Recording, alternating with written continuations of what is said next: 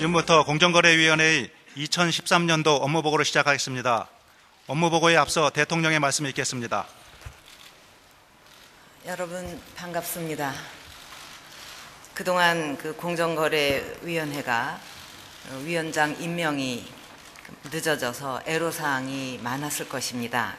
그럼에도 여러분들이 차질 없이 업무 수행을 해준 데 대해서 감사를 드립니다. 새 정부의 국정 운영의 중요한 과제는 경제 부흥을 이루어서 제2의 한강의 기적을 만드는 것입니다. 그리고 경제 부흥을 위한 경제 정책의 두 축이 바로 창조 경제와 경제 민주화입니다. 창조 경제의 핵심은 창의력이라고 할 수 있는데 시장이 공정하지 못하면 창의력을 발휘할 수가 없습니다. 그렇기 때문에 창조 경제의 성공 조건 중에 하나가 경제 민주화이고 그것을 책임지고 있는 여러분이야말로 새 정부 경제정책 성공의 핵심 역할을 맡고 있다고 할 수 있습니다. 큰 책임감과 자부심을 가지고 열과 성을 다해 주기를 바랍니다. 요즘 새 정부의 경제 민주화 정책에 대해서 상반된 시각이 있습니다. 한쪽에서는 너무 기업 활동을 위축시키는 것이 아니냐 하고 우려를 하고, 또 다른 한쪽에서는 경제 민주화가 후퇴하는 것이 아니냐 하고 비판을 합니다. 저는 이 두 이야기 모두가 맞지 않다고 생각합니다.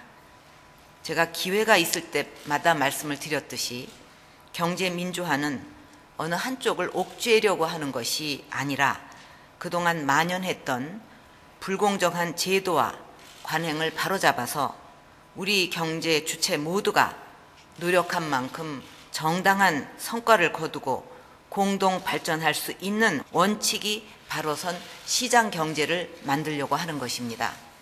이렇게 되어야만 창조 경제를 통해서 경제도 살아나고 모든 국민들이 성장의 온기를 골고루 느끼게 되면서 국민 행복을 이루어 갈 수가 있습니다. 그런데 그동안 역대 정부들도 경제 질서를 바로 잡겠다고 했지만 여전히 문제가 해결되지 않는 이유가 무엇인가를 우리가 한번 생각해 봐야 하겠습니다. 원칙이 없이 문제가 생길 때마다 어떤 때는 과하다 싶을 정도로 규제를 하고 또 어떤 때는 선심성 정책을 내놓으면서 근본적인 문제를 해결하려는 노력을 하지 않아서 악순환의 고리가 끊어지지를 않았습니다. 새 정부에서는 이런 일이 반복돼서는 안 됩니다. 시간이 걸리더라도 원칙을 확실히 세워야 하고 그 원칙을 일관성 있게 유지해야 합니다. 제가 생각하는 경제 민주화의 원칙은 여러 차례 밝힌 적이 있지만, 첫째, 중소기업 등 경제적 약자에게는 확실히 도움을 주어야 하고, 둘째로 국민적 공감대가 부족한 정책은 부작용을 최소화하면서 단계적으로 추진해 가야 하고, 셋째, 대기업의 장점은 살리되 잘못된 관행은 반드시 바로잡아서 공생의 기업 운영을 하도록 하는 것입니다. 이런 큰 원칙 아래 현장에 맞는 세심하고 체계적인 정책을 세워서 추진해 나아가야만 우리 경제의 근본적인 문제들을 해결할 수가 있습니다. 앞으로 새 정부의 경제 민주화 정책이 성공을 해서 우리의 목표인 경제 부흥과 국민 행복을 이룰 수 있도록 공정위가 정책의 중심을 잘 잡고 균형 있는 법 집행과 공정한 정책 추진을 해나가기를 바랍니다.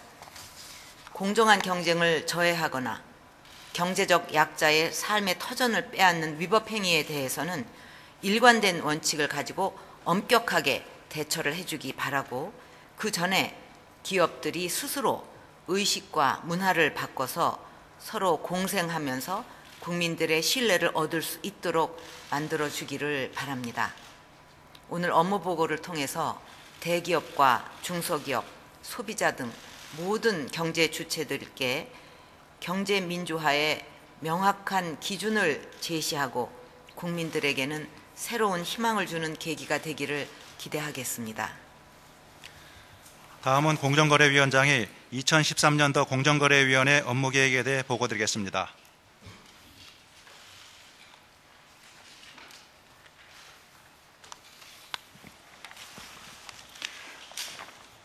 (2013년도) 공정거래위원회 업무계획을 보고드리겠습니다. 보고드릴 순서는 성과와 반성, 현 상황 인식과 정책 방향, 국정과제와 협력과제 추진 계획, 원칙과 신뢰의 정부 3.0 달성이 되겠습니다. 먼저 그동안의 성과와 반성을 살펴보겠습니다. 그동안 현행법에 위반된 부당 내부 거래 등을 제재하여 대기업 집단 경영 행태가 일부 개선되는 성과가 있었습니다. 그러나 규제 장치가 미비하여 일감 몰아주기나 사업계 유용과 같은 총수 일가의 사익 추구 행위와 중소기업 영역 침투의 근절에는 한계가 있었습니다. 또한 중소기업의 애로사항을 사회적 합의 방식으로 해소하였으나 법적인 제재가 부족하여 현장에서 느끼는 중소기업의 체감도는 미흡한 실정입니다. 민생 분야의 각종 불공정 행위도 시정에 주력을 하였으나 시장의 실질적 변화는 아직 미약하다고 평가가 됩니다. 다음은 현재 우리의 시장 상황을 공정거래 측면에서 살펴보고 정책 방향에 대해서 말씀드리겠습니다. 현재의 시장 상황은 대기업 집단의 중소기업 영역 침투와 사익 추구 문제가 심각해지고 있는 상황입니다. 과감한 투자를 통해서 경제 발전을 견인했던 총수 1, 2세와는 달리 3, 4세의 경우는 리스크는 감수하지 않으면서 이익 창출이 쉬운 골목 상권에 침투하거나 일감 몰아주기 등으로 정당하지 않은 보상을 편취하고 있습니다. 또한 대기업의 수요 독점에 따라 중소기업의 종속성도 심화되어 중소벤처기업이 개발한 기술과 인력을 탈취하거나 부당하게 납품 단가를 인하하는 등의 행위가 빈발하고 있습니다. 결국 이에 따라서 경제 기회가 한쪽으로 편중되고 경제적 약자는 시장 참여 자체가 좌절되면서 희망을 갖지 못하는 상황으로 기울고 있습니다. 올해 공정위는 먼저 정당한 활동에 대해 정당한 보상이 주어지는 경제를 구축하는 데 역점을 두겠습니다. 경제적 약자도 자유롭게 경쟁에 참여해서 자신의 능력을 최대한 발휘할 수 있게 하는 것을 목표로 하고 있습니다. 또한 벤처기업이 개발한 기술, 특허, 영업비밀, 인력 등이 탈취당하지 않도록 공정 경쟁 기반을 마련하는 데 중점을 두겠습니다. 이를 통해서 경제 민주화와 창조 경제의 구현을 최대한 뒷받침해 나가겠습니다. 다음은 국정과제 추진 계획입니다. 이러한 정책 방향 아래 추진할 주요 정책 과제는 대기업 집단의 폐해 시정, 경제적 약자의 경쟁 기반 확대, 다막 관행 척결, 소비자 주권 실현입니다. 이들 정책을 부처 간 협업을 통해서 추진해서 정책의 효과성을 극대화하고 원칙과 신뢰, 균형 있는 법 집행을 통해서 정부 3.0을 구현해 나가겠습니다. 이를 통해 우리 사회 모든 경제 주체 간의 조화와 균형을 도모하고 경제 민주화와 창조 경제의 기반을 조성하겠습니다. 먼저 대기업 집단의 폐해 시정입니다. 우선 총수 일가의 사익 편취 근절 방안을 말씀드리겠습니다. 일감 몰아주기나 총수 일가 개인에 대한 지원, 회사의 사업계 유용과 같은 대표적인 세 가지 부당 거래를 규율할 수 있도록 관련 규정을 신설하겠습니다. 계열사 간의 정상적인 거래는 지금처럼 모두 허용하고 이 세 가지만 예외적으로 금지하는 네거티브 방식으로 규정하는 것입니다. 또한 부당성 입증 책임은 공정위가 지도를 하고 총수일가 관여 추정 조항은 삭제하도록 하겠습니다. 한편 법 규정이 만들어져도 담당 조직이나 인력의 뒷받침이 없으면 경제 민주화 후퇴라는 비난에 직면하게 되므로 법, 조직, 인력을 확실히 갖추어서 경제적 약자도 희망을 갖고 정부를 믿고 함께 참여하는 경제 시스템을 만들어 나가겠습니다. 대기업 집단의 총수 일가가 순환 출자를 통해서 적은 지분으로 전체 계열사를 지배함에 따라서 권한과 책임이 괴리된 구조가 형성되어 있습니다.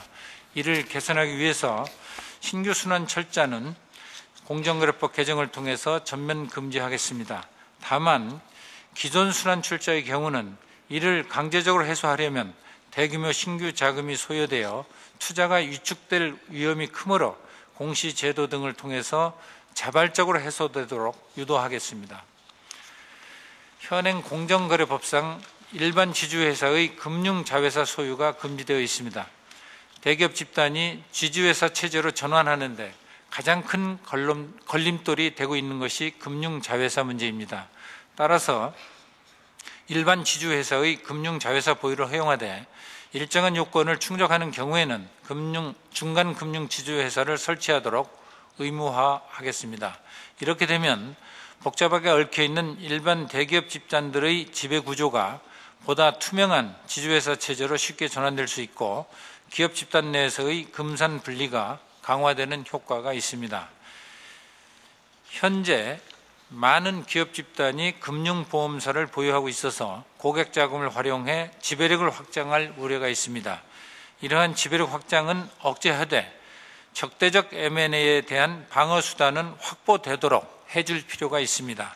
현행처럼 특수 관계인과 합하여 15%까지는 의결권 행사를 인정하되 이 15% 안에서 금융보험사가 합하여 행사할 수 있는 지분율은 5%로 제한하도록 하겠습니다.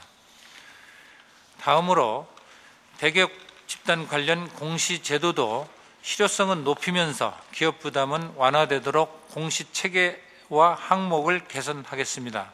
또한 대기업 집단의 주식 소유 현황과 내부 거래 현황 등을 지속적으로 분석 공개하여 시장에서의 감시가 충실히 이루어지도록 유도해 나가겠습니다. 다음은 두 번째 정책 과제인 경제적 약자의 경쟁 기반 확대입니다. 먼저 불합리한 하도급 거래 관행을 개선해 나가겠습니다. 대표적인 불공정 하도급 행위인 부당 단가 인하와 부당 발주 취소, 부당 반품에 대해서는 민사소송 시 피해 금액의 최고 300까지 배상 청구할 수 있는 손해배상 제도가 이미 국회 정무위 전체회의에서 통과되었습니다. 2011년에 이미 도입한 기술 탈취 행위에 대해서는 공정위가 철저히 조사해서 기술 탈취를 방지하고 피해자가 손해배상 소송에 활용할 수 있도록 하겠습니다. 다음으로 중소기업 협동조합에 납품 단가 조정 협의권을 부여하겠습니다. 협의가 실효성 있게 되도록 하면서 다른 한편으로는 남용되지 않도록 세부 규정을 만들겠습니다. 또한 건설공사 시공 중에 발생하는 모든 민원사항은 하도급업체의 비용으로 처리한다는 식의 부당특약을 전면 금지하겠습니다.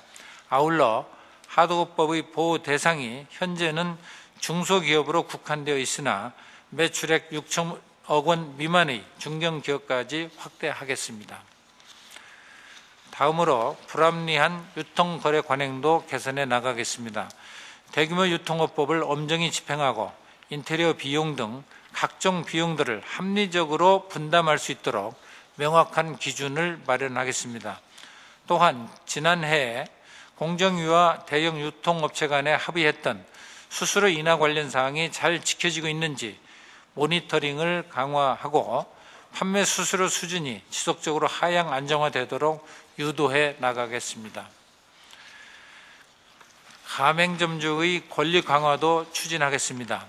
특히 최근 인권 차원의 문제로까지 비화되고 있는 편의점 24시간 영업 강제 등을 금지하고 가맹령 사업자 단체에 단체 협의권을 부여하는 등 가맹본부와 대등하게 협상할 수 있도록 해나가겠습니다. 또한 가맹본부의 잦은 매장 리뉴얼 강요 행위를 금지하고 공정위에 가맹점주가 즉시 이용할 수 있는 한 라인을 신설하여 불공정 행위를 신속히 차단하고 애로사항을 개선해 나가겠습니다. 이상의 가맹사업 관련 법률 개정안은 이미 지난 월요일 정무위 법안소위에서 통과되었습니다. 다음 공정거래 협약을 확산해 나가겠습니다. 협약 체결 기업 수를 지난해 140개에서 170개로 확대하고 2, 3차 협력사까지 협약 체결 대상을 확산시키겠습니다. 또한 동반성장위원회와 협력하여 협약 체결의 과실이 2, 3차 협력사까지 전달되었는지 점검해 나가겠습니다. 다음은 세 번째 정책과제인 담합 관행의 척결에 관련된 사항입니다. 담합에 대해서는 법과 원칙에 따라서 엄정하게 집행해 나가겠습니다. 현재 담합 처리가 많이 지체되고 있는 점을 감안하여 관계부처와 협조해서 조사 인력을 확충하고 조사 역량도 강화해 나가겠습니다. 또한 과징금의 실질 부과율이 대폭 상향되도록 과징금 감경 사유와 강경률을 재평가해서 조정해 나가도록 하겠습니다. 아울러 감사원 중기청 조달청에 고발 요청권을 부여하여 전속 고발권을 실질적으로 폐지하는 법안이 이미 정무위 법안 소위에서 통과되었습니다. 그리고 집단소송제 도입을 통해서 손해배상 소송을 활성화시키고 카르텔 척발에 따른 예상 비용 부담을 높여 나가겠습니다. 다음은 네 번째 정책과제인 소비자가 주인이 되는 시장 환경 조성 관련입니다.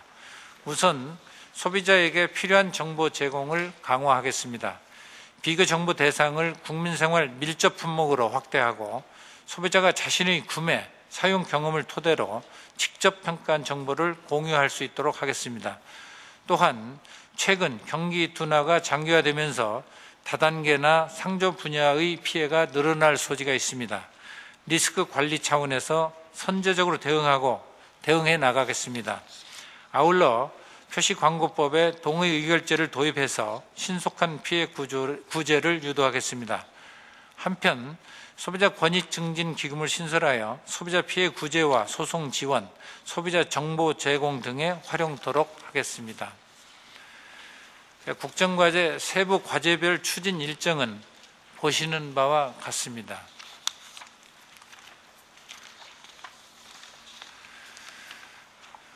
다음은 협업과제 추진 계획입니다. 먼저 납품단가 후려치기 근절 대책을 수립하겠습니다. 기본적으로 중소기업이 대기업에 종속되지 않도록 하고 상생 협력을 확산하며 시장 감시와 예방 활동을 강화해서 후려치기가 근절되게 하겠습니다. 공정위뿐만 아니라 기획재정부, 산업부, 중기청 등이 함께 대책을 마련하고 있습니다. 구체적인 방안은 5월 중에 마련해서 별도 보고 드리도록 하겠습니다. 다음, 기업 지배구조 개선도 각 부처에서 운영하는 각종 제도의 규제 수준과 범위가 조화를 이루도록 협업하는 것이 중요합니다. 특히 관계부처 간 긴밀한 사전 조율과 협의를 통해서 시장에 통일된 신호를 전달하는 것이 매우 중요합니다. 최근 경제민주화 입법과 관련해 부총리를 중심으로 관계부처들이 합심 대응하여 입법에 차질이 없도록 해나가겠습니다. 부처 간 조율이 필요한 과제들에 대해서는 상법 개정 TF나 국정과제 점검 TF 등의 논의를 거쳐서 결정해 나가도록 하겠습니다. 다음, 소비자 편익 제고를 위해서 각종 법령을 선진화하겠습니다. 소비자와 생산자의 이익이 조화를 이루어야 하나 각 부처에 산재한 산업진흥 관련 법령은 기본적으로 생산자 이익 중심입니다. 따라서 소비자 편익을 저해하는 규정을 개선 보완시켜야 합니다. 이를 위해서 소비자원과 소비자단체와 협업하여 법령 개선 과제를 발굴하고 각 부처와 협의하여 법령 개선을 유도해 나가겠습니다. 다음은 원칙과 신뢰, 균형 있는 법 집행을 통한 정부 3.0 달성 방안입니다. 먼저 국민과 소비자의 시각에 맞추어 법과 제도를 개선하겠습니다. 소비자에 대한 기만적 부당행위 규율의 사각지를 없애기 위해서 법적 규제 장치를 보완하겠습니다. 또한 전자상거래에서의 소비자 피해 확산을 막기 위해서 임시 중지 명령제를 도입하겠습니다. 다음, 보다 투명하고 공정한 기준과 절차를 갖추어 국민의 신뢰를 얻도록 하겠습니다. 구체적으로 피시민 방어권 보장과 관련된 절차를 법률로 격상시키고 과징금 부과 기준과 절차를 더욱 구체화하겠습니다. 마지막으로 공정위의 사건 처리와 정책 수립 전반의 평가와 피드백 시스템을 구축하겠습니다. 이를 통해서 공정위 법 집행이 일회성 제재에 그치는 것이 아니라 실질적인 시장의 변화를 이끌어내도록 하겠습니다. 또한 외부의 정책 자문 결과를 정책에 적극 반영하고 집행에 대한 평가가 피드백되도록 공정위의 운영 방식을 개선해 나가겠습니다. 마지막으로 금년 한 해 동안 공정위는 정당한 활동에 대해 정당한 보상이 주어지는 경제 질서를 정착시킴으로써 경제적 약자도 자유롭게 경쟁에 참여하여 자신의 능력을 최대한 발휘하고 희망을 가질 수 있는 따뜻하고 균형 있는 경제를 구현해 나가겠습니다. 감사합니다. 다음은 오늘 업무 보고 내용에 관한 토론 시간을 갖도록 하겠습니다. 토론은 공정거래위원회 사무처장께서 진행해 주시겠습니다. 네, 토론 진행을 맡은 공정위 사무처장 한철수입니다. 오늘 토론 주제는 두 가지인데 그중에서 먼저 최근 사회적 관심이 높은 일감 몰아주기 등 총수일가 사익 편취 문제에 대해서 토론하도록 하겠습니다. 일감 몰아주기에 이용되는 대표적 분야 중에 하나가 이제 광고 업종인데 이 자리에 중소광고대행업 협동조합 이사장께서 나와주셨습니다. 중소기업 시각에서 그 실태나 문제점을 좀 말씀해 주시기 바랍니다.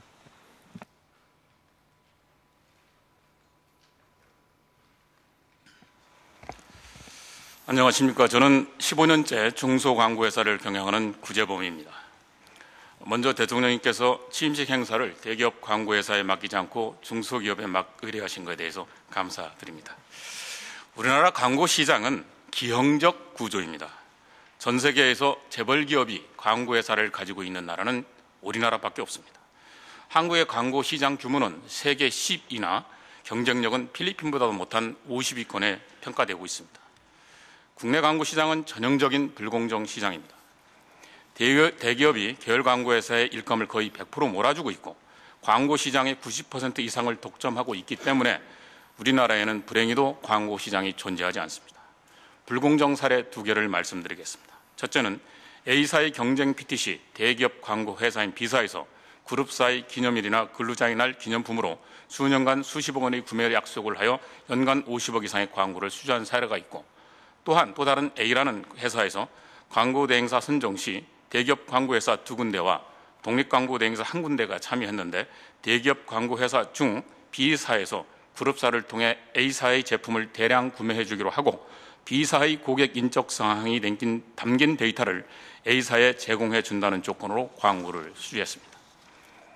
대기업 광고회사는 보통 자본금 20~30억으로 광고회사를 설립, 그룹사 및 협력사의 모든 광고를 몰아주어 큰 이익을 창출한 후 기업 공개 또는 외국계 회사에 매각하여 막대한 사익을 추구하고 총수 일가의 부의 편법 세습에 악용되고 있습니다. 공정위 등의 일감 몰아주기 감시 활동에도 불구하고 대기업끼리 광고를 서로 주고받는 일감 스와핑 가능성이 매우 높고 대기업 광고회사가 중소광고회사 지분을 인수하여 의장 거래를 하고 있는 게 현실입니다.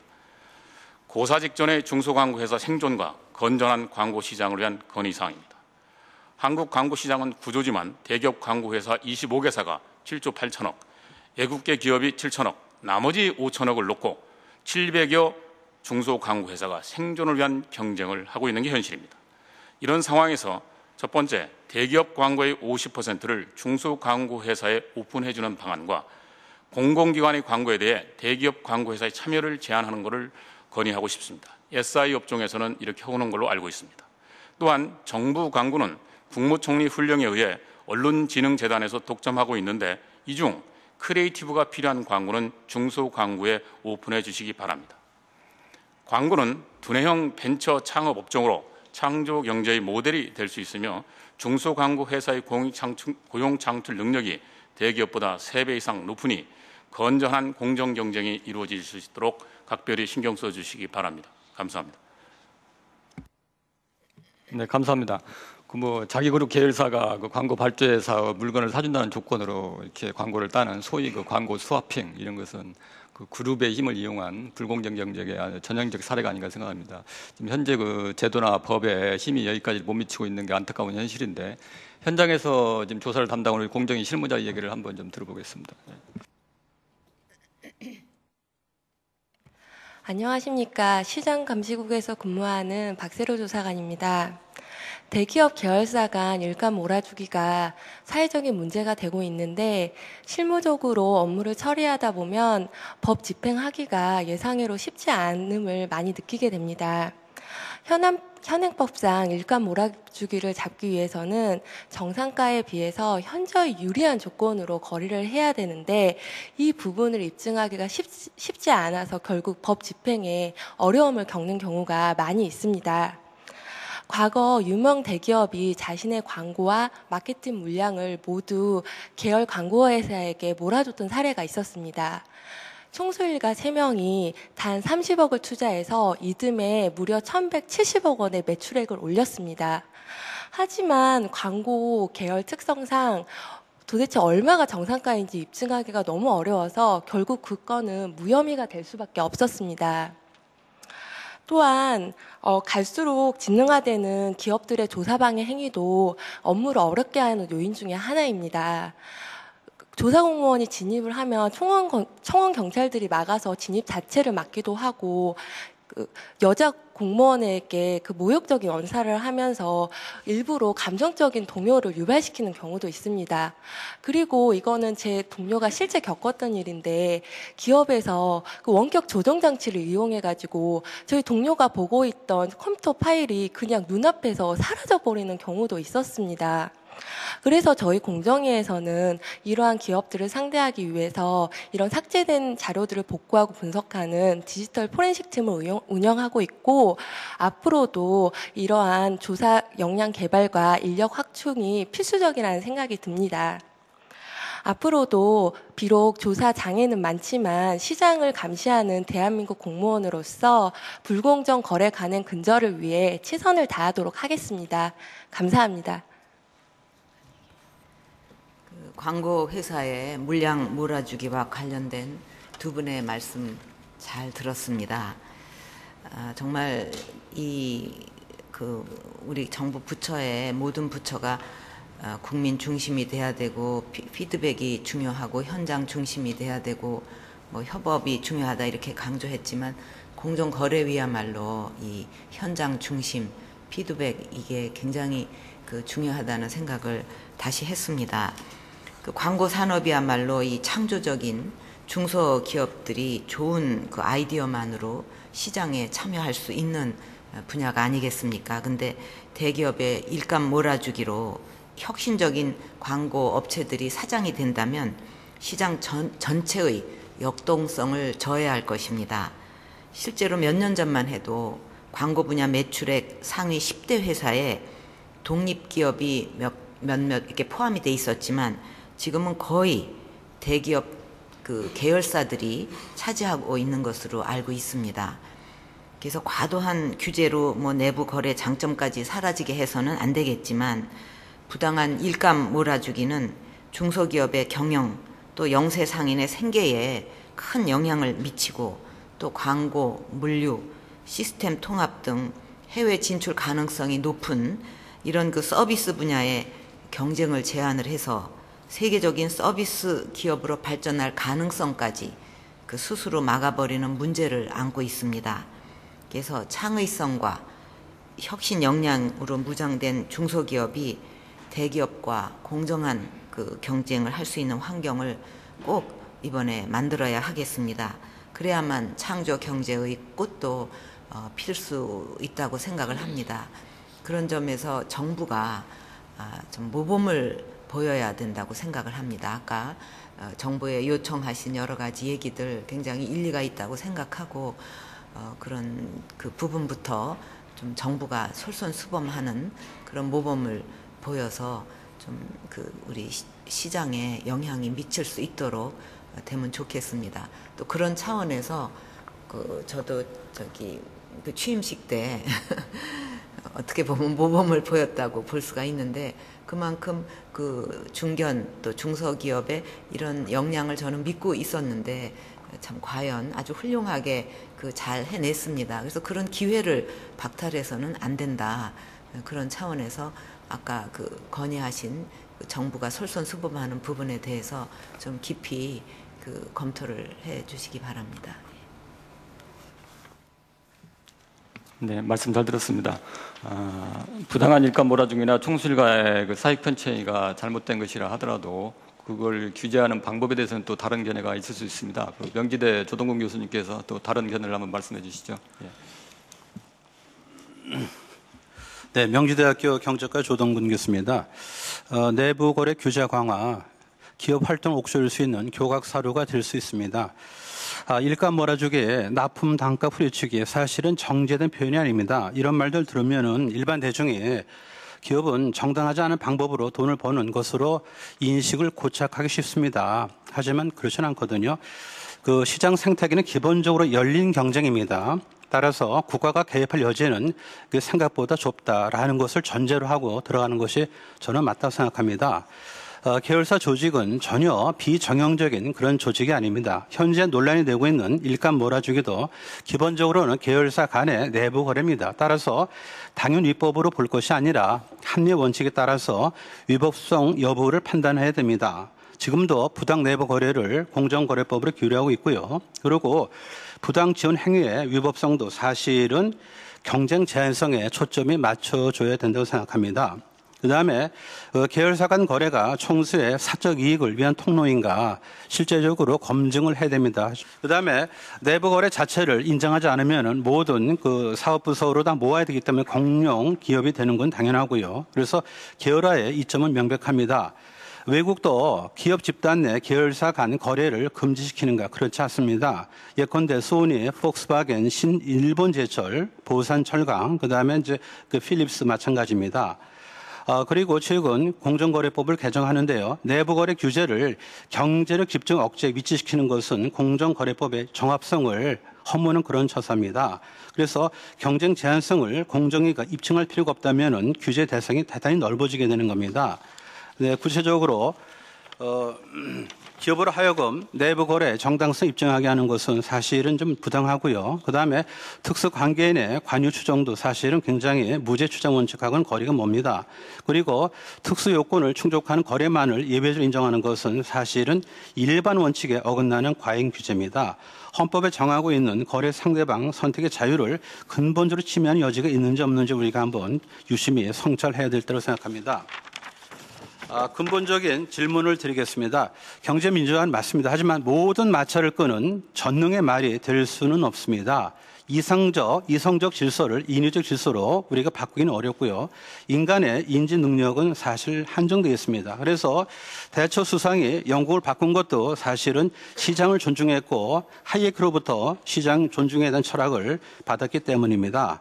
그래서 앞서 말씀드린 대로 계열사 간의 정상적 거래를 이것을 기업에게 입증 책임을 지운다는 이런 것은 우리가 자제를 해야 되고요. 그리고 대기업 집단의 계열사 간 거래를 규제할 경우 실제적으로 중소기업에 혜택이 돌아가는 것이 아니라 오히려 해외 기업에게 혜택이 돌아가는 경우가 많습니다. 최근 공공 분야 MRO나 급식 경쟁 입찰에서 대기업 참여를 제외하면서 외국계 기업이 낙찰을 받은 경우가 다수 발생했습니다. 경쟁법이 잘 발달된 선진국은 물론이고 개발도상국에서도 계열사 간 거래를 불공정 거래로 규율하는 일은 없습니다. 지금도 규제는 필요합니다. 하지만 규제는 전형적으로 과유불급입니다. 지금 상법상 기회유형 금지, 공정거래법상 부당지원행위 처벌, 상속세 및 증여세법상 증여세 부과, 계열사 거래 공시 대상 확대 등의 장치가 이미 마련되어 있음에도 불구하고 추가 규제가 필요한지 한번 깊이 생각을 해야 된다고 생각합니다. 이상입니다. 네, 말씀 잘 들었습니다. 또 다음에는 경제개혁연대 소장을 맡고 계신 김상조 교수께서 좀. 네. 예, 한성대학의 김상조입니다. 대기업 집단의 부당 지원 행위 규제를 어떻게 개선할 것인가에 대해서 제 의견을 말씀을 드리겠습니다. 현실에서 이제 대기업 집단의 불공정 거래 행위가 이제 만연되는 이유에 대해서 이제 공정거래위원회가 법을 엄정하게 집행하지 않기 때문이다라고 비판하시는 분들이 많고요. 저도 그런 사람 중에 한 사람입니다만은 공정위가 현행법을 아무리 엄격하게 집행을 한다고 하더라도 현행법의 체계상 그 원리상 현실의 여러 가지 부당 지원 행위를 실효성 있게 규제하기 어려운 부분들이 있습니다. 이 불공정 거래 행위라고 하는 것은 상식적인 개념이 아니라 그 현저성과 경쟁 제한성이라는 법으로 아주 엄격하게 정의된 그 두 가지 요건을 모두 충족시킨 경우에만 공정위가 현행법에 의해서 제재를 할 수가 있는데요. 이것이 현실에서는 이제 많은 한계를 드러내고 있기 때문입니다. 즉 시장 가격에 근접한 가격으로 거래를 하되 물량을 많이 몰아주는 경우에는 참 규제하기가 어렵고요. 그다음에 모 그룹의 멀티플렉스 이제 극장의 매점 사업을 이제 총수일가에게 몰아준 것처럼 거래 자체가 없이 사업 기회를 넘겨준 거면 이 현저성이라는 요건을 입증하기가 굉장히 현실적으로 불가능할 정도로 어렵습니다. 또 하나는 이 경쟁 제한성이라는 것도 굉장히 좁게 정의된 시장을 대상으로 해서 정의된 법적인 개념인데요. 우리나라의 이제 대기업 집단은 여러 가지 이제 비관련 다각화된 업종에서 이제 장사를 하고 있기 때문에 다른 업종에 있는 계열사가 이렇게 지원을 하는 경우에는 지원받은 어떤 회사의 업종에서 경쟁이 제한됐다는 것이 이제 입증되기가 굉장히 어려운 어떤 현실이 있고요. 이제 보다 근본적으로는 이 대기업 집단의 불공정 거래 행위라고 하는 것은 단순한 불공정 거래 행위가 아니라 경제력의 남용이라고 볼 수가 있고 이것이 총수일가의 어떤 부의 편법 상속이라는 이제 그런 결과를 가져올 뿐만 아니라 독립기업의 어떤 존립 기반을 이제 붕괴시키는데요. 한때 우리나라 공대에서 이제 가장 인기 있는 학과가 컴퓨터 공학과였는데 지금은 굉장히 위기를 맞고 있습니다. 왜냐하면 여기를 열심히 공부해서 졸업을 해봐야 대기업들이 이제 하나씩 다 갖고 있는 SI 업체들의 하청 업체밖에 안 되기 때문에 이제 그런 어떤 현실이 나타난 것이고요. 이것은 어떤 산업 생태계를 이제 망치고 이제 창조 경제의 어떤 달성을 굉장히 저해하는 그런 요소가 되고 있다라고 생각이 되기 때문에 경제력 집중 억제를 목적으로 하는 공정거래법의 3장에 관련 규제를 신설하는 것이 반드시 필요하다고 생각합니다. 또 하나 중요한 것은 현행법에 따르면 지원을 한 회사만 이제 제재를 하게 돼 있는데요. 지원을 했기 때문에 손해를 보고 과징금을 받았기 때문에 이중 손해보고 또 주주들이 대표 소송하면 삼중의 손해를 보게 되지만 지원을 받은 어떤 계열사나 특수관계에는 아무런 제재가 없기 때문에 이런 부당한 행위를 그만둘 유인이 없기 때문에 지원한 회사와 지원을 받은 회사 모두 다 이렇게 제재를 할 수 있는 그런 근거 조항도 마련할 필요가 있다고 생각을 합니다. 바로 이 두 가지가 이제 지금 논의되고 있는 공정거래법 개정의 아주 핵심적인 사안이라고 하는 생각이 되는데요. 아무리 규제의 필요성이 인정이 된다고 하더라도 합리적인 수준을 넘으면 안 될 거라고 생각을 합니다. 지금 이제 재계에서는 지금 논의되는 법안에 대해서 이제 불만을 제기하고 계신데 그 중에 하나가 모든 내부 거래를 원천 금지할 어떤 우려가 있다라고 이제 비판을 하시는데 이거는 현재 어떤 개정안의 법문이 너무 소략하게 돼 있기 때문에 오해에서 나온 것이라고 생각을 하고요. 모든 내부 거래를 금지하는 것이 아니라 특수관계인에게 부당한 경제적 이익을 제공함으로써 경제력 집중이 유지 강화된 경우에만 제재를 하는 것이고요. 그리고 부당한 경제적 이익을 제공했다라는 이 핵심 요건은 당연히 공정위가 입증을 해야 되는 것이고 여기에 더 나가서 다른 공급처가 없다든지 아니면 경쟁 입찰이라는 공정한 절차를 거쳤다면 제재에서 빼주는 예외 조항을 갖춤으로써 이렇게 법의 요건을 보다 분명하게 규정함으로써 재계에서 예측 가능성을 있는 형태로 만들면 된다라고 생각합니다. 또 한편으로는 상법이라는 이제 세법에서 규제 수단이 있는데 이거 그러니까 이중 규제하는 거 아니냐라고 이제 비판을 하시는데요. 대통령께서도 공약하신 바와 같이 다중대표 소송 등의 어떤 상법을 발전시키고 증여세 포괄주의를 실현하는 이런 노력도 좋지만 우리가 이런 부당 지원 행위와 같은 이런 어떤 규제의 목적을 하나의 법에 의해서 하나의 기관이 다 달성할 수 있는 것은 아니라고 생각을 합니다. 그래서 공정거래법, 상법, 세법 등의 어떤 여러 가지 어떤 수단들의 최적 조합을 모색할 필요가 있다라고 생각이 되고요. 바로 그런 의미에서 지금 이제 국회에서 논의하는 어떤 개정안 중에 지분율이 30%가 넘은 경우에는 총수일가의 개입이 추정되고 그것을 근거로 해서 과징금이나 형사처벌을 하는 것은 이제 공정거래법에서 너무 많은 것을 담으려고 했던 것이 아닌가라는 의미에서 과잉 규제라고 생각이 되기 때문에 이런 부분을 조정하고 법문을 보다 구체화한다면 예측 가능성을 높이는 방식으로 효과적인 어떤 규제 체계를 마련할 수 있을 거라고 생각을 합니다. 일감 몰아주기 규제에 대해서 말씀 잘 들었습니다.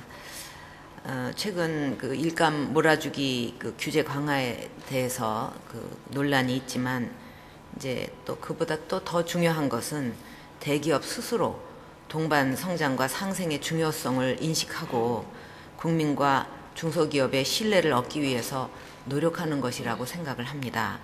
이런 점에서 최근에 현대차 그룹이 광고, 물류 등에서 경쟁 입찰을 통해서 중소기업에게 많은 기회를 주기로 한 것은 그 고무적인 일이라고 생각합니다.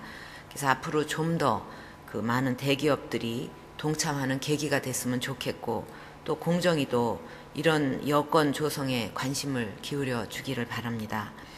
또 현행법으로 부당한 그 일감 몰아주기 관행을 근절하는 데는 한계가 있을 수밖에 없습니다. 그래서 이 문제를 해결하는 데 공정위가 제대로 역할을 좀 해주기를 바라겠습니다. 다만 이제 정상적인 그 기업 경영 활동까지 어렵게 하거나 또 기업의 과도한 부담을 초래하는 이런 부작용이 생기지 않도록 균형 감각을 가지고 그 국회 심의 과정에서 세심하게 그 제도를 설계해 주기를 바라겠습니다. 네, 그 대통령님 말씀 유념하겠습니다.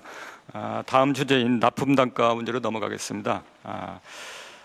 납품 단가 문제는 이제 중소기업들이 제일 많이 하소연하는 문제인데요. 그러나 이 문제에 대해서도 뭐 서로 상반된 견해가 있고 논란이 있습니다. 이 자리에 중소기업의 그 애로사항을 말씀해주기 위해서 중소제조업체 대표께서 나와주셨습니다. 소동만 대표님 한 말씀 부탁드립니다. 네. 안녕하십니까. 저는 중소기업을 운영하고 있는 대림테크 대표 수동만입니다. 먼저 이런 자리를 마련해 주신 대통령님과 공정위 관계자분들께 깊은 감사의 말씀을 드립니다.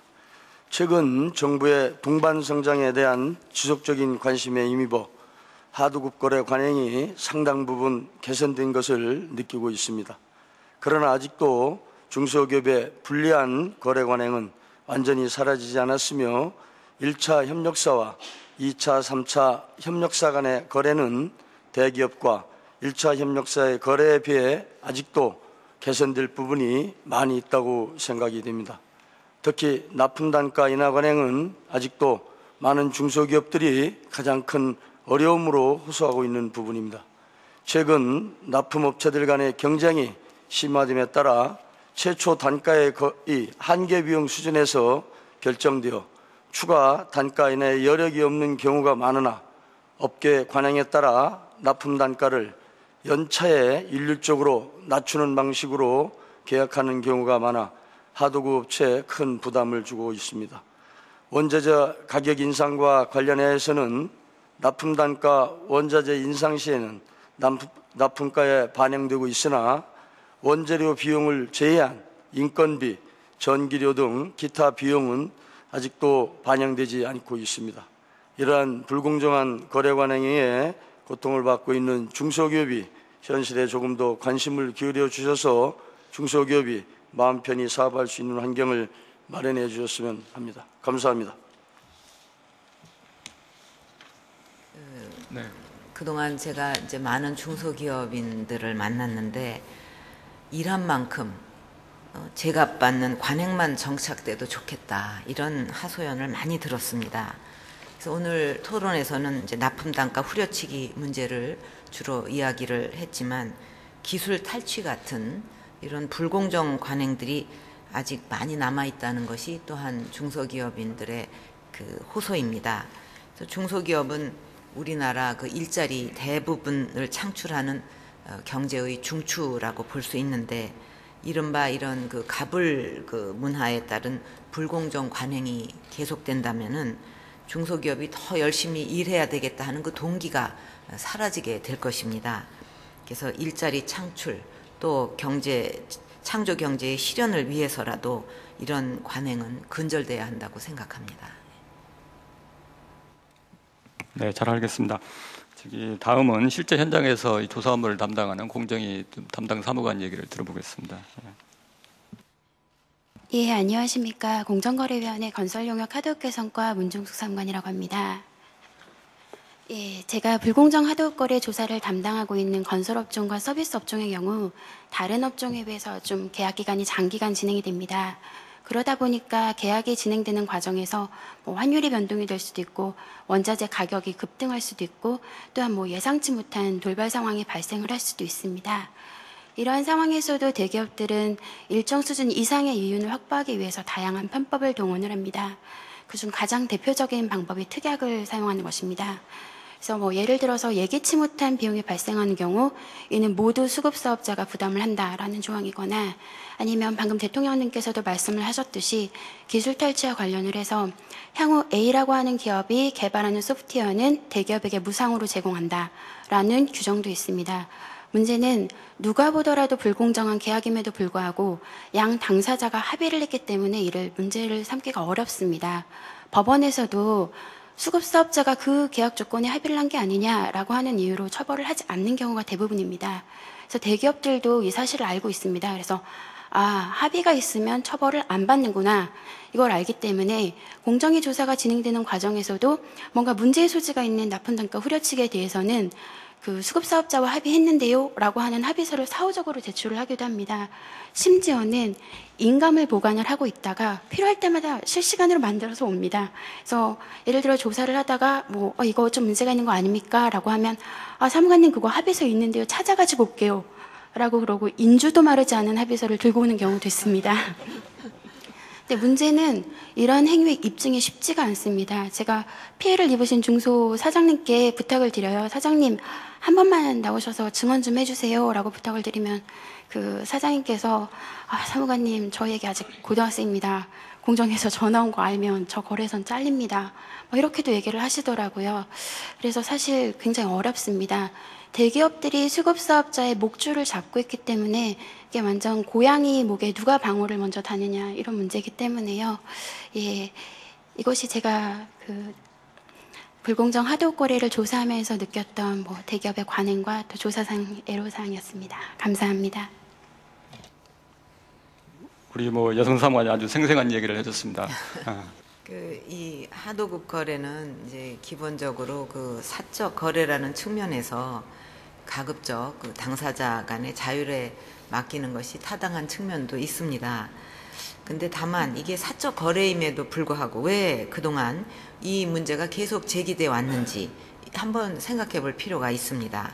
그래서 정부는 정책을 수립할 때 이제 규제 일변도로만 생각하지 말고 부당하게 가격을 깎는 것이 원청업자에게도 유리하지 않도록 인센티브 자체를 바꿀 수 있는 방법도 적극 찾을 필요가 있지 않나 생각을 합니다. 네, 지금 대통령님께서 방금 말씀하신 하도급 거래가 기본적으로는 사적 계약이라는 그런 차원에서 또 우리 전사명 교수께서도 하실 말씀이 있을 것 같습니다. 예.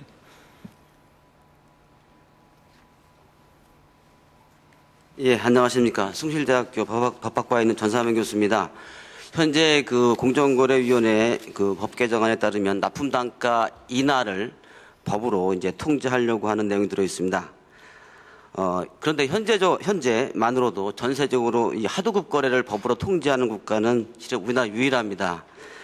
물론 일본도 유사한 법은 있지만 일본의 경우에는 하도급 대금을 체불한 경우에만 소위 말하는 경미한 제재를 가합니다. 이는 당사자 계약이 존중되어야만 시장이 커지기 때문입니다. 현재 사회적으로는 원사업자는 항상 갑이고 수급사업자는 항상 을이라는 인식이 강한 것 같습니다. 그러나 실상은 중소기업도 기술력이 좋으면 갑이 됩니다. 따라서 법률로 현재보다 더 강력한 그런 원사업자 규제를 입법한다고 한다면 수급사업자는 보호 속에서 기술을 개발하고 작업 공정을 개선하려는 그러한 동기를 실은 상실하게 됩니다. 또한 원사업자는 국내에서 수급사업자를 찾기보다는 외국에서 찾는 유인이 커집니다. 더욱이 대규모 외국 자본이 국내에 투자를 많이 해야 되는데 이렇게 되면 이러한 외국 자본이 직접 투자하는 것도 막게 됩니다. 결국은 하도급 대금을 법적으로 더욱더 통제하게 되면 국가 경제가 위축될 수 있다고 생각이 듭니다. 따라서 납품단가 문제는 법적 규제가 아닌 대중소기업 간 상생, 자율적 상생 협력을 통해서 해결하는 것이 바람직하다고 봅니다. 이를 위해서는 우선 중소기업들 스스로가 기술력과 서비스를 개선하려고 하는 그런 노력을 해서 거래선을 다변화하는 것이 매우 중요합니다. 또 대기업들도 정당한 단가를 지급해야 국내에서 우수한 협력업체를 구할 수 있다는 그러한 인식을 해야 중요합니다. 이를 위해서는 대중소기업 간 상생 차원에서 자율적인 하도급 거래 개선 협의체를 구성을 해서 이를 운영하는 것이 필요하다고 봅니다. 그리고 정부는 이를 정책적으로 지원하고 조정하는 기능을 해야 한다고 봅니다. 감사합니다. 네, 고맙습니다. 이번에는 그 대기업과 중소기업 양쪽을 다 접하고 또 여러 산업을 담당하고 있는 산업부의 견해를 한번 들어보겠습니다. 예.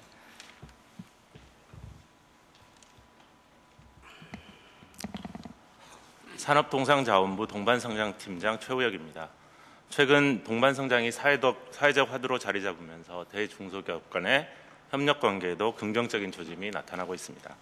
하지만 여러 실태 조사에서 보듯이 납품 단가와 관련해서는 여전히 어려운 게 현실인 것 같습니다. 납품 단가 문제는 본질적으로 대중소기업 간의 협상력 격차라는 문제가 존재하기 때문에 해결이 쉽지 않은 측면이 있는 것 같습니다. 그렇지만 규제를 통해서 이걸 해결하는 경우에 많은 경우 사후처 방향에 그치는 그런 문제점이 있다고 생각합니다. 사실 납품 단가 후려치기 문제는 중소기업이 더 이상 대기업의 납품 관계를 유지할 수 없는 상황에 이르러서야 알려지는 경우가 많습니다. 이런 점에서 저는 학교 폭력 문제와 굉장히 닮은 점이 많다 이렇게 생각하고 있습니다. 현장에서 기업인들을 만나보면 납품 단가 문제에 대해서는 최대한 언급을 꺼리는 경향이 있습니다. 알려지면 불이익을 받을 수 있기 때문이라고 생각하는 것이죠. 그러나 실상을 제대로 알아야 그에 맞는 해결책도 마련될 수 있다고 생각합니다. 산업부도 협력적 기업 생태계 구축을 위해 제값 주고 제값 받는 관행 정착이 중요하다는 인식을 갖고 있습니다. 상반기 중에 납품 단가 실태 조사를 실시해서 대기업별로 반복해서 나타나는 단가 인하 유형을 조사하고 이걸 경영 측에 알려줌으로써 대기업의 행태 변화를 유도해 나가도록 하겠습니다. 특히 익명성을 보장함으로써 적극적인 제보를 이끌어내고 조사 결과를 공정위와 공유함으로써 효과적인 규제가 가능하도록 지원하겠습니다. 협상력 격차를 완화하는 문제와 관련해서 성과 공유제를 대중소기업 간의 대표적인 동반성장 모델로 정착시켜 나가겠습니다.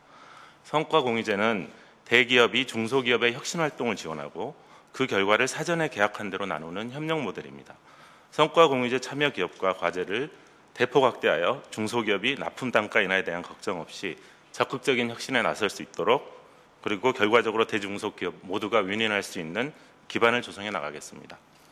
끝으로 주요 대기업 간의 협력사 제품을 교차 구매하도록 유도하고 국내 중소 소재 부품 기업이 해외 진출할 수 있도록 적극 지원해 나가겠습니다. 감사합니다. 마지막으로 공정위 기업협력국에서 좀 한 말씀 종합적으로 좀 해주시죠. 예. 안녕하십니까. 기업협력국장 김석호입니다. 오늘 토론자분들이 좋은 말씀을 해주셨기 때문에 저희가 앞으로 업무를 처리하는데 많은 도움이 될 것으로 생각이 듭니다. 제가 납품 단가 인하 관련해서 현장에서 하는 얘기들 들어보면은 대기업은 납품 단가 인하하는 게 사실은 이 같이 납품 단가 이제 대기업이 살려면은 또 중소기업이 살려면 대기업도 같이 살아야 되기 때문에 납품 단가 인하가 필요하다. 또 중소기업 업계에서는 아까 업계에서 나오신 분이 말씀하셨던 것처럼 하지만은 사실은 이 납품 단가 인하하는 것은 상당히 부당하지만은 공장이라도 일단 돌려서 현상을 유지해야 되기 때문에 어쩔 수 없이 하는 것이 많다. 그래서 참 이게 올매 계좌 먹기시로 한다는 그런 얘기들을 많이 합니다. 그래서 저희가 오늘 나온 얘기도 들어보고 현장에서 얘기를 들어보면 아직까지는 대중소기업 간에 어떤 상호 간의 어떤 인식 차이가 동반자 관계라기보다는 수직적 관계로 좀 가지고 있는 게 아닌가 하는 그런 생각을 많이 좀 들었습니다. 길게 보면은 중소기업이 잘 되지 않고서는 대기업이 글로벌 경쟁력을 갖추기 힘든다고 저는 생각을 하고 있습니다. 그래서 대기업도 중소기업과 함께해서 또 멀리 같이 가야 된다는 그런 생각을 가지고 앞으로 이제 납품 단가 후려치기 같은 그런 것들은 절대로 있어서는 안 된다 하는 생각이 들고 저희도 이것들이 반드시 근절이 돼야 된다라고 생각합니다. 그래서 저희가 이번에 아까 업무보고에서 말씀드렸던 것처럼 징벌적 손해배상제라든지 부당태약 금지라든지 중기조합의 납품단가 조정 협의권 부여하는 이런 문제에 대해서 이런 제도들을 도입을 지금 추진을 하고 있습니다. 다만 이 제도 도입과 관련해서 아까 이 전사면 교수님께서 이제 제도 규제할 때 어떤 뭐 긍정적인 측면 외에도 부정적인 측면이 있다는 그런 지적을 했었기 때문에 저희가 이런 제도를 집행함에 있어 가지고 앞으로 남용이 되거나 아니면 또 부작용을 초래해서 아까 대통령님 말씀하신 것처럼 기업 활동에 부담이 되는 거나 하는 그런 건 하지 않도록 하겠습니다. 그리고 이번에 이 관계부처 간에 합동으로 저희가 TF를 구성해서 지금 납품 단가 후려치기 대책을 종합적으로 대책을 준비를 하고 있습니다. 이런 부분들도 잘 해서 이 뚜렷한 거래 관행 개선이 나타나도록 저희가 최선을 다하도록 하겠습니다. 감사합니다. 그동안 이제 공정위를 비롯해서 정부가 이 문제를 개선하기 위해서 많은 노력을 했음에도 불구하고 이 문제가 왜 아직도 해결되지 못하고 있는가 하는 그 이유를 처음부터 차근차근 돌아보면서 이제 대책을 세워주기를 바랍니다. 예를 들어서 그동안 공정위가 좀 너무 소극적으로 대처한 측면은 없는지, 그러니까 납품 단가 후려치기 같은 그런 위법 행위가 있어도 거래 중단을 우려한 그 납품업체들이 신고를 꺼리는 경향이 크기 때문에 이제 적발하기 어렵다는 그런 한계, 이런 게 있지 않겠습니까? 또 예컨대 기술 탈취 행위의 경우에 징벌적 손해배상제가 도입된 지 2년이 다 돼가는데 아직 실제 사례가 나타나지 않고 있는데 이 현장의 그 소리를 충분하게 듣고 소송 요건이라든가 절차 등 그 운영상의 문제는 없는지 이것을 철저하게 파악해서 개선 방안을 찾을 필요가 있겠습니다. 그리고 또 공공부문 차원에서 솔선수범할 여지가 없는지도 좀 살펴볼 필요가 있습니다. 공공조달이나 또 건설, 소프트웨어 입찰 제도 등에서 단가 후려치기 같은 그 불공정 거래를 조장하는 요인들은 없었는지 이것도 철저히 점검을 바라겠습니다. 그래서 오늘 토론 내용 또 현장의 그 애로사항을 반영을 해서 빠른 시일 내에 공공부문, 대기업 또 1, 2차 하도급 업체까지 포함하는 부당 납품 단가 근절 대책을 관계부처와 함께 마련해서 보고해 주기를 바랍니다. 그리고 특히 사후적인 제재만으로는 한계가 있기 때문에 근본적으로 대기업들이 법 위반을 자제하고 중소기업과 상생하는 그런 유인 구조를 갖도록 하는 방안도 이제 충분히 고려가 되어야 한다고 생각합니다. 그래서 어떤 정부로서는 대기업과 중소기업이 상생하는 서로 윈윈할 수 있는 이런 어떤 방법을 정책을 만들어서 자꾸 좀 뒷받침해주고 좀 그쪽으로 갈 수 있도록 만드는 것이 좀 근본적인 해결이 아니겠는가 그런 생각이 듭니다. 네, 잘 알겠습니다.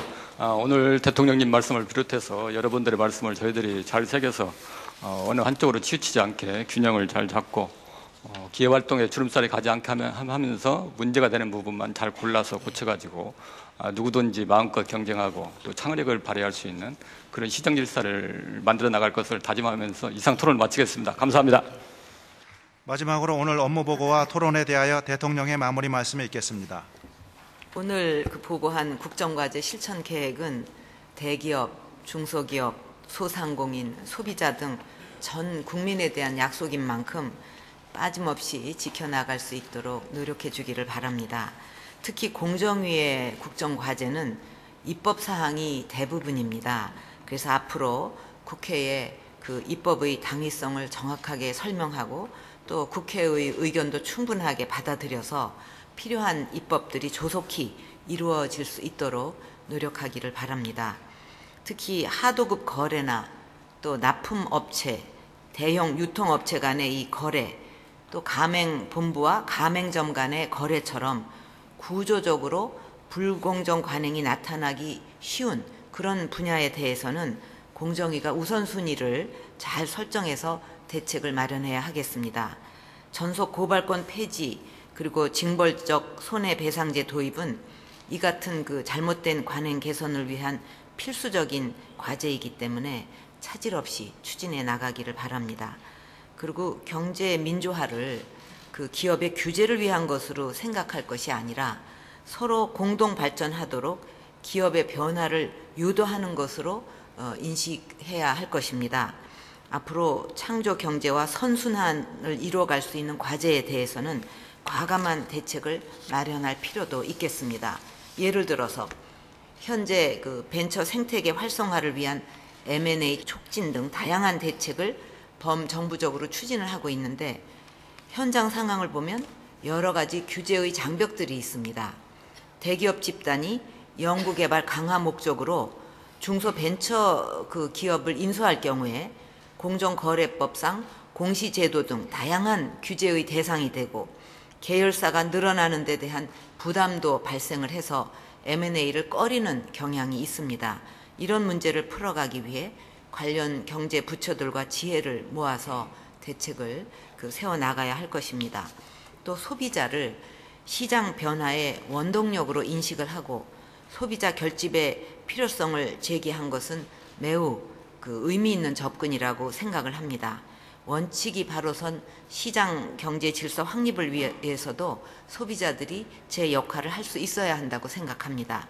실제로 작년에 소비자 시민 모임인 모임이 유모차 가격 정보를 제공을 하니까 외국산 유모차 가격이 크게 하락하기도 했고 또 소비자 단체 협의회 물가감시센터가 가공식품의 원가 분석을 통해서 원재료 가격 인상이 가공식품 가격에 미치는 영향이 크지 않다는 것을 밝혀내기도 했습니다.